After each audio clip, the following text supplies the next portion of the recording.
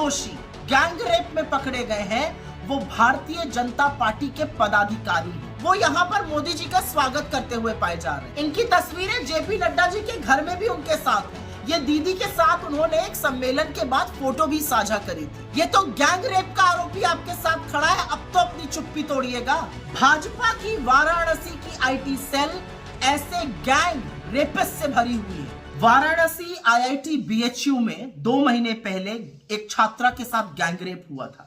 FIR दर्ज हो जाने के बावजूद कोई दोषी पकड़े नहीं गए थे और अब जो 3 दोषी गैंग रेप में पकड़े गए हैं वो भारतीय जनता पार्टी के पदाधिकारी हैं। वाराणसी की बीजेपी आईटी सेल के संयोजक कुणाल पांडे, सह संयोजक सक्षम पटेल और जोलहा वार्ड के पदाधिकारी अभिषेक उर्फ आनंद चौहान। जो कुणाल पांडे नामक सज्जन है वो यहां पर मोदी जी का स्वागत करते हुए पाए जा रहे हैं। प्रधानमंत्री के आसपास पहुंच जाना बड़ी बात है, लेकिन क्योंकि ये वाराणसी के संयोजक हैं तो अपने सांसद के साथ यहां पर उनका स्वागत करते हुए पाए जा रहे हैं। इनकी तस्वीरें जेपी नड्डा जी के घर में भी उनके साथ हैं। बड़े पदाधिकारी हैं, इनकी बड़ी पहुंच है। उसके बाद बात करते हैं सक्षम पटेल की।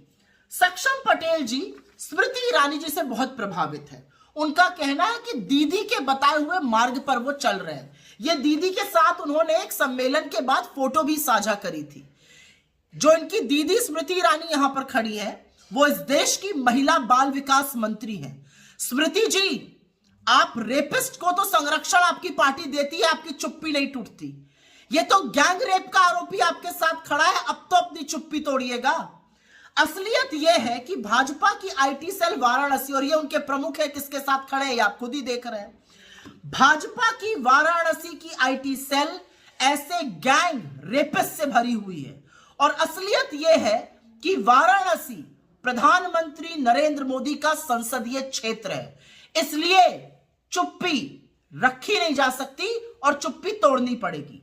प्रधानमंत्री को भी, जेपी नड्डा को भी और स्मृति ईरानी को भी इसलिए तोड़नी पड़ेगी क्योंकि पूरे बीएचयू के छात्र दिनों दिन धरने पर बैठे रहे और ये गैंग रेपिस्ट गिरफ्तार नहीं हुए। इससे एक बात साबित होती है, भारतीय जनता पार्टी न सिर्फ बृजभूषण शरण सिंह जैसे लोगों को संरक्षण देती है बल्कि पूरी की पूरी पार्टी ऐसे गैंग रेपिस्ट से भरी पड़ी है।